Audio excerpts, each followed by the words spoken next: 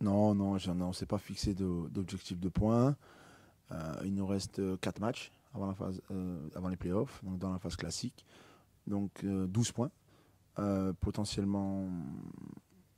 Alors voilà, on va essayer de. Face à des très bons adversaires. On a 4 matchs difficiles, on le dit depuis des semaines. Vous le dites depuis des semaines et c'est vrai. Donc on va essayer de prendre le maximum de points.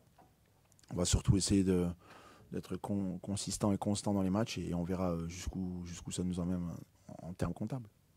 J'ai d'abord pas réagi en tant que coach, mais en tant que, comment dire, en tant que peut-être ancien joueur, en tant que, même si c'est, je sais pas si c'est vraiment le mot adéquat, mais en tant qu'ami de Massimo et en tant que, donc voilà, j'ai eu beaucoup de peine pour lui. On sait tous que c'est difficile, mais surtout pour lui, pour le joueur, et que lui, l'attente de mois difficiles avec une opération et beaucoup de travail pour pouvoir revenir à son niveau et j'espère encore mieux. Donc voilà, on pense d'abord à ça et puis après en tant que coach, c'est clair qu'on perd un élément important, mais voilà, on doit faire avec. C'est la vie de coach, c'est la vie de footballeur et le plus important, c'est maintenant de tourner le bouton et de faire en sorte que les joueurs qui le remplacent soient aussi compétitifs que lui. Il n'y a pas de formule pour remplacer Massimo Bruno. Massimo Bruno était un joueur important, il a joué tous les matchs, parce qu'il l'a mérité. Mais il y a d'autres joueurs qui méritaient de jouer derrière Massimo, mais comme Massimo était à ce niveau-là, bah, c'est lui qui jouait. Donc voilà. Et des tests, non. On a des certitudes sur beaucoup de joueurs qui, lorsqu'ils sont rentrés, lorsqu'ils ont commencé un match, ont fait des bonnes choses. Donc non, des tests, non. On a beaucoup de convictions. Et malgré qu'il est vrai que certains joueurs n'étaient pas titulaires à certains matchs ou pendant beaucoup de matchs, on a beaucoup de joueurs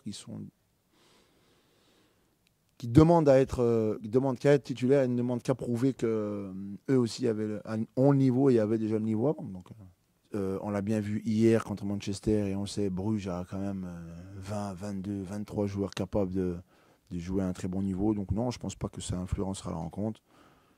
Et voilà, il faudra surtout nous être à 100% et faire le maximum parce que on ne doit pas s'attendre à une équipe de Bruges déforcée ou fatiguée.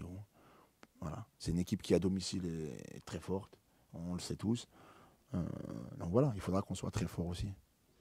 Bah, ils ont prouvé qu'ils n'étaient pas, je pense, ils n'étaient pas que forts en championnat belge et ils arrivent d'ailleurs depuis ce début de campagne européenne, parce qu'il y a eu des très bons matchs aussi en Ligue des Champions, qu'ils avaient beaucoup de qualité, malgré que l'entraîneur a laissé des joueurs importants sur le banc. Donc voilà, ça montre que Bruges est actuellement une équipe en Belgique qui fait de bonnes choses, avec beaucoup de bons joueurs, même avec un turnover, ça n'affaiblit pas leur équipe. Donc il faudra qu'on soit à 100% contre cette équipe de Bruges qui fait une très bonne saison et c'est pour ça qu'ils ont autant de points d'avance.